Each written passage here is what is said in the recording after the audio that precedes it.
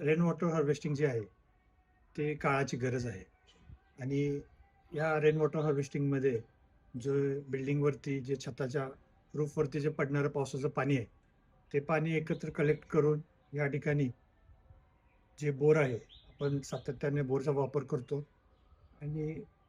ह्या बोरच्या वापरामुळे या जमिनीच्या भूगर्भातलं जे पाणी आहे, ते सातत्याने आपण कुठेतरी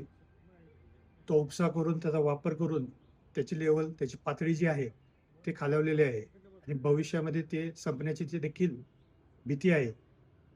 त्याकरिताच हे रेन वॉटर हार्वेस्टिंग या ठिकाणी आपण करतोय आणि या ठिकाणी ते जे पाणी एकत्र करून या जमिनीमध्ये, खड्ड्यामध्ये आपण एक नॅचरल फिल्टर तयार केलाय. त्यामध्ये वाळू असेल, ग्रीड असेल, त्याचे एक लेयर, एक बाय एकचे 4-5 लेयर करून ते पाणी यामध्ये सोडायचं आणि ते पाणी फिल्टर होऊन, नॅचरल फिल्टर पद्धतीने ते फिल्टर होऊन खाली जमिनीमध्ये मुरतंय. त्याचबरोबर आपण ह्या ह्या ठिकाणी जो बोर दिसतोय, त्या बोरला आपण